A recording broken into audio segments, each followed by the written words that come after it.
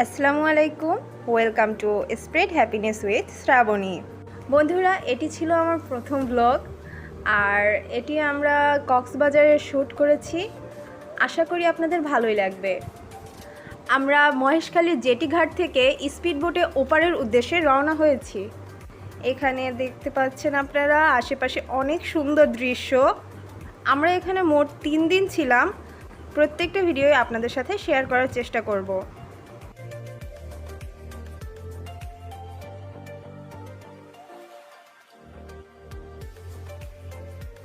তো আমরা প্রায় পৌঁছে গিয়েছি, আর কিছুক্ষণের মধ্যেই আমরা ঘাটে পৌঁছে যাব।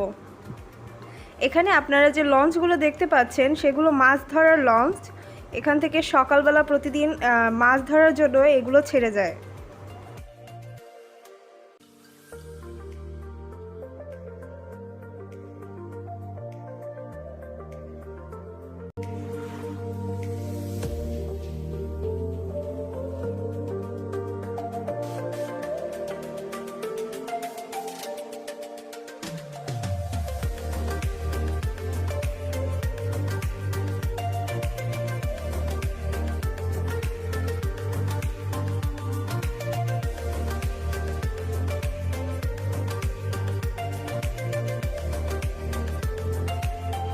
আমরা এসে পড়েছি এবং রিকশায় উঠেছি। তো আমরা রিকশায় করে যাচ্ছি হোটেলের উদ্দেশ্যে।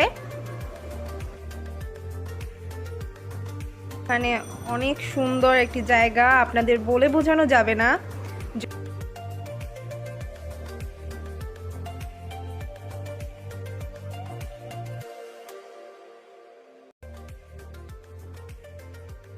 এখান থেকে আমাদের হোটেলে যেতে প্রায় 10 থেকে 15 মিনিট সময় লেগেছে।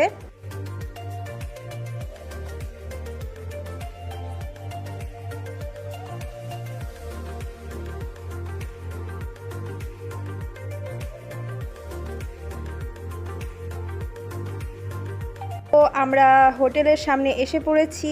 এটি সুগন্ধা বিচের সামনে, আর এটির নাম হলো গ্রিন প্যালেস। তো এই হলো আমাদের রুমটি অসম্ভব সুন্দর ছিল। আমরা এখানে ফ্যামিলি নিয়ে এসেছি, আমি, আমার স্বামী আর আমার ছোট্ট মেয়ে। আমার মেয়ে সাফিয়া, ওকে আরেকটু পরেই আপনারা দেখতে পাবেন।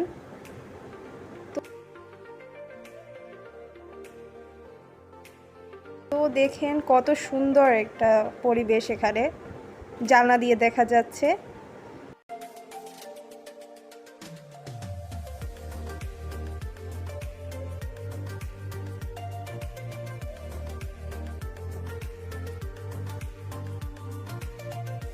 এটা বাথরুম, আর এই হলো ভিতরের রুম। আমার মেয়ে খাটে বসে খেলতেছে। রুমটা একটা টিভি আছে, এখানে একটা আয়না আর একটি ক্যাবিনেট।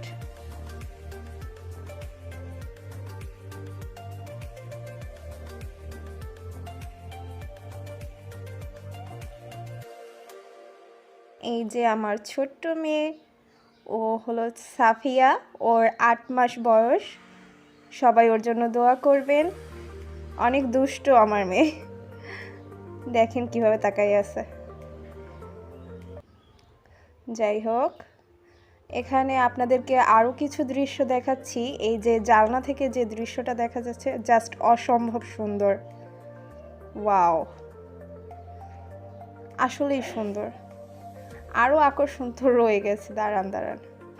তো এখানে আমরা এসি নিয়েছিলাম, বাট এত সুন্দর বাতাস যে এসির কোনো দরকারই ছিল না। অনেক বাতাস। এই যে বিশেষ আকর্ষণ, আমার সব থেকে পছন্দের জায়গা, হ্যাঁ, এটা হলো বারান্দা। খুবই সুন্দর।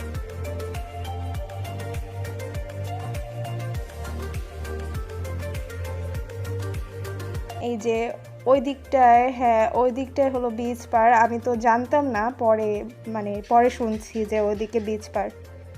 এটা হলো সুগন্ধা বিচের সামনে। সামনে বলতে একটু ভিতরের দিকে। Just wow.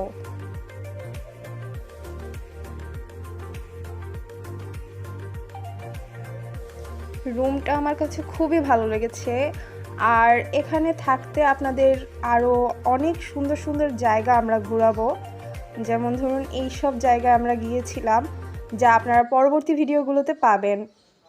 তো আমাদের সাথেই থাকবেন। আজকের এই পর্যন্তই। আল্লাহ হাফেজ।